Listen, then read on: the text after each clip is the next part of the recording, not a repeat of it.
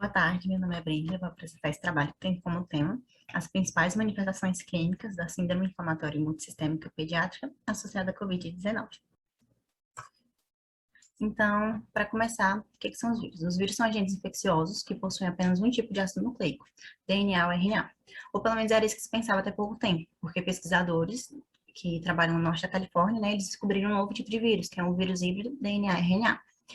Mas, no geral, né, os vírus eles vão apresentar um revestimento proteico, que vai envolver o ácido nucleico, e são parasitas intracelulares obrigatórios, porque para se multiplicar, eles precisam estar no interior de células vivas e utilizar a maquinaria metabólica dessas células.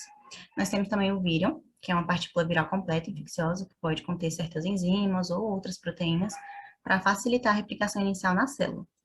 Então, a infecção viral ela vai começar com a entrada no vírus no organismo, que pode ocorrer por meio das vias respiratórias, trato digestivo, inoculação na pele, por aí vai. Já a disseminação vai ocorrer pelas vias sanguíneas, linfática ou axonal. E é importante a gente lembrar que as infecções virais sempre vão evocar uma resposta imunitária celular. E a inflamação subsequente vai se caracterizar justamente por infiltragem de leucócitos mononucleares, que é os linfócitos macrófagos, com pouca participação de neutrófilos. E em muitas viroses, a lesão celular, ela depende essencialmente da agressão imunitária. Agora, falando um pouco da COVID, né, da COVID, do coronavírus.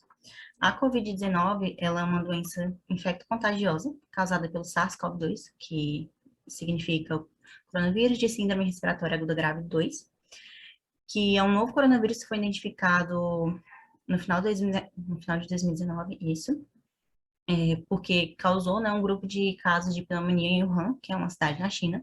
Aí esse vírus ele espalhou rapidamente, ocasionando uma pandemia global. E aí, no começo de 2020, a OMS designou, né, esse nome como a gente conhece, Covid-19, que significa doença do coronavírus 2019. Então, o coronavírus, ele é um importante patógeno humano e animal, é um vírus envelopado com genoma de RNA de fita simples, não segmentado e com sentido positivo.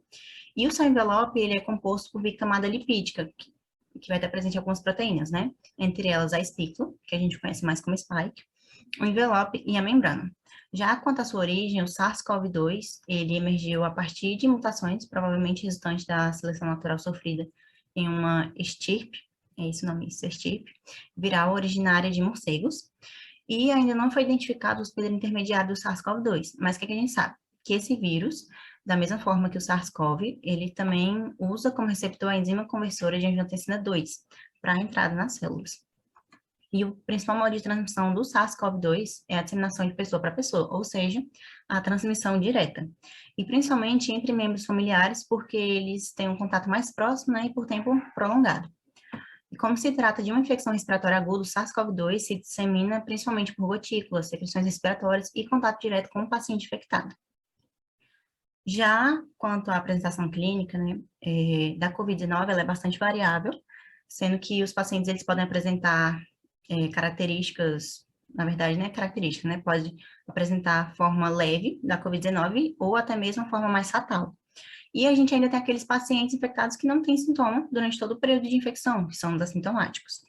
Mas quanto ao quadro clínico mais comum, né, dos pacientes que estão no início da infecção por COVID, nós temos febre, tosse, mialgia, fadiga, que pode ter os sintomas como diarreia, vômitos, náusea, anomalias no cheiro, no paladar, e por aí vai. Já a manifestação mais grave, a manifestação, na verdade, grave, mais frequente, é a pneumonia. E outra coisa que é importante a gente lembrar é que, na maioria dos casos, os pacientes que evoluem com pior prognóstico, né, eles são os idosos ou os indivíduos com comorbidades.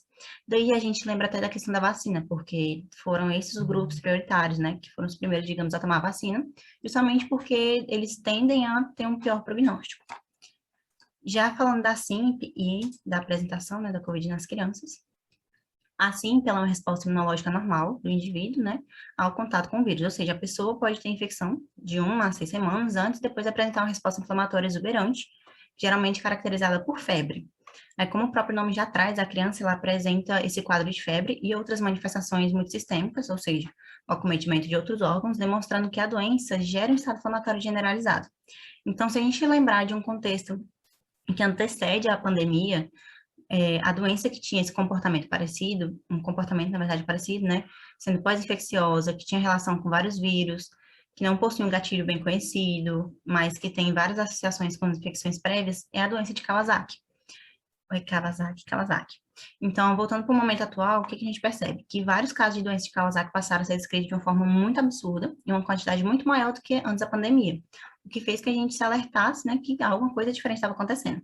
Então, mais ou menos 7 de abril de 2020, nos Estados Unidos, foi descrito o primeiro caso de doença de Kawasaki associada à Covid-19 em uma criança de 6 meses.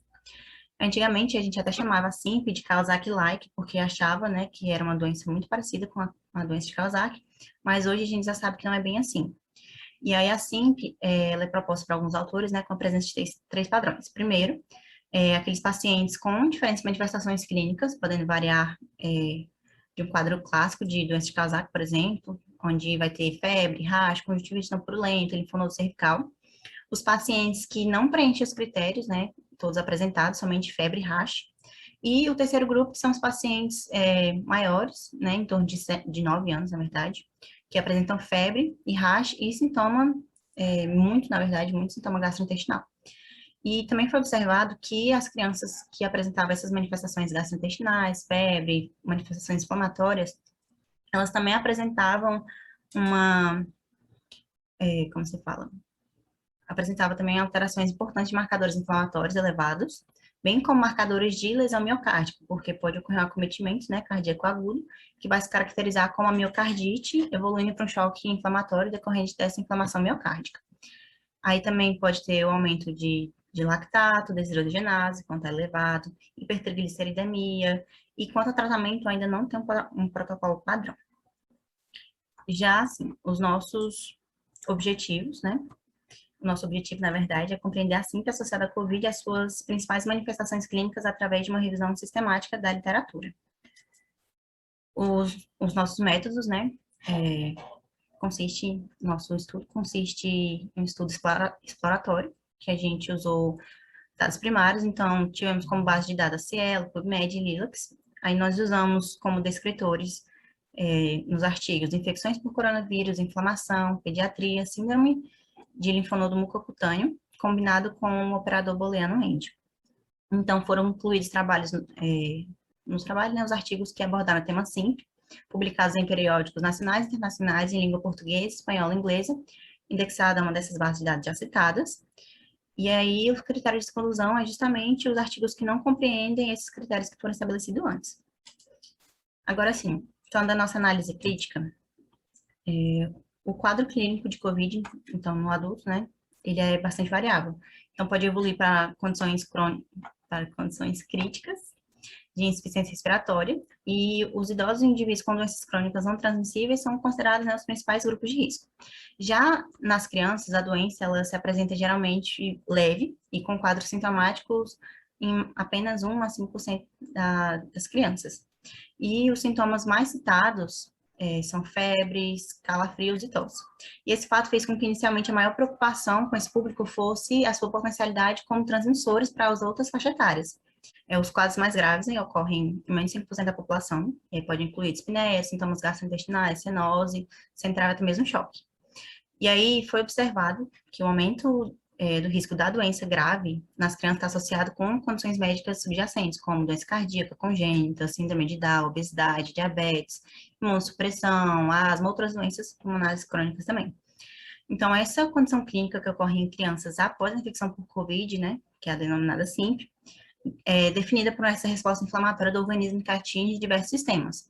E essa síndrome modificou o que se pensava até então sobre a infecção por COVID na população pediátrica.